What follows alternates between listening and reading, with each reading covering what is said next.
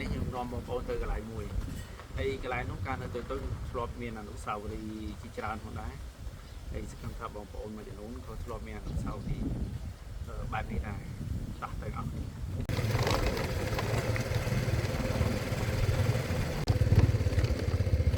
វ៉ាវអត់លាក់កាត់តាមវាស្រែនេះកន្លែងនេះហើយបងប្អូនកាលនៅតូចធ្លាប់មានអនុស្សាវរីយ៍ខ្វៀលគោខ្វៀលកំអីអីគឺវាលនេះហើយធ្លាប់ចាប់ចង្រិតចាប់កដោបចាប់អីគឺមកខ្វៀលគោអីគឺដឹងថាទៅផ្ទះវិញដឹងអាបានហើយចង្រិតកដោបអីចឹងទៅគ្រូចអីចឹងទៅនេះមើលថ្ងៃរៀបលេខទៀតស្អាតគឺប្រវត្តិការនៅក្មេងៗស្បាយមួយយ៉ាងដែរការជំនាន់នោះប៉ុន្តែក្មេងៗឥឡូវគឺខុសពីមុនក្មេងឥឡូវកើតមកដឹងថាសបាយអត់មានប្រវត្តិអី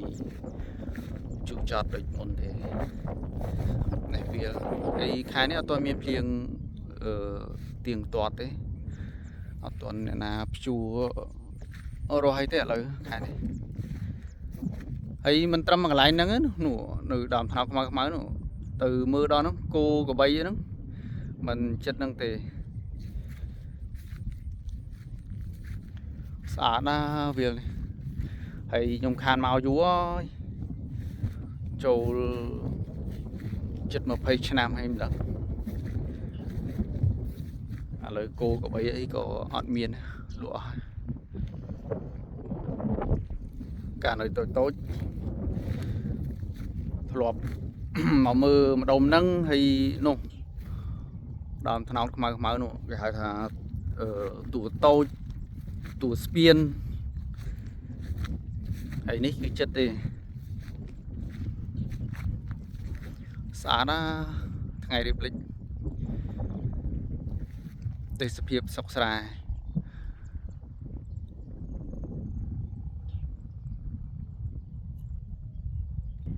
ហើយកន្លែងដំបកូលនោះគឺសដីគេទិញយកអស់សើមានម្ចាស់អស់ហើយដីពីមុនកន្លែងនេះគឺព្រែកទេបឹងមានបឹងមួយកន្លែងនេះថ្ងៃរៀបលេខ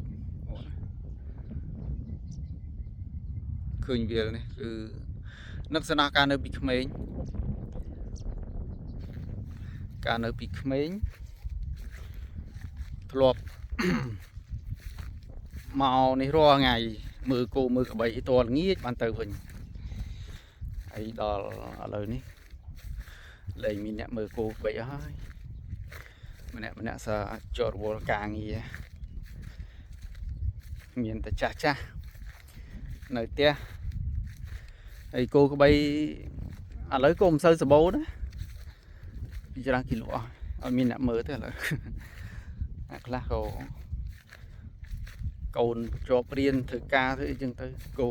មកផ្ទះអីហ្នឹងនៅសល់តិចតួចអត់សម្បូរដូចមុនទេមុនមកផ្ទះអីសិតតែ10ក្បាលតែអត់មានអ្នកមើលសំបីស្រែឥឡូវធ្វើក៏ជួលគេទាំងអស់តាំងពីព្យួររស់អីពីមុនទឹមគោក្បីអង្គរនាស់អីខ្លួនឯងឥឡូវមានទេអត់មានអ្នកធ្វើទេស្រែជួលគេទាំងអស់អូ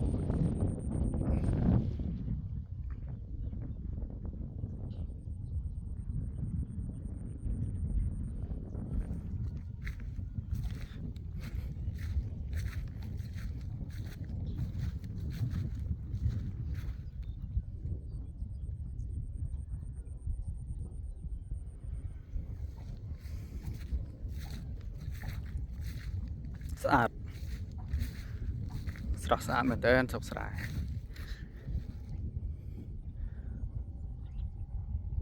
អ្នកដែល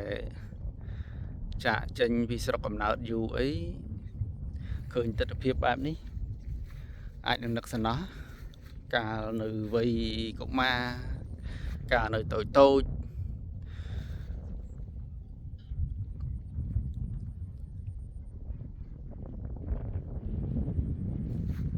អត់មានមនុស្សទេនៅនេះគឺ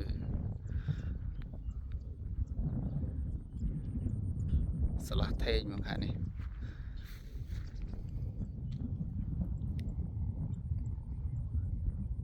ហើយវីដេអូមានតែប៉ុណ្្នឹងបងប្អូនអរគុណនេះគាត់ការរំលឹកការនៅតូចការនៅធ្លាប់មើលគោមើលក្របីតែចឹងមករំលឹកអនុស្សាវរីយ៍ខ្លះហើយសូមបងប្អូនជួយ like និង follow page ខ្ញុំម្នាក់មួយផងអរគុណបង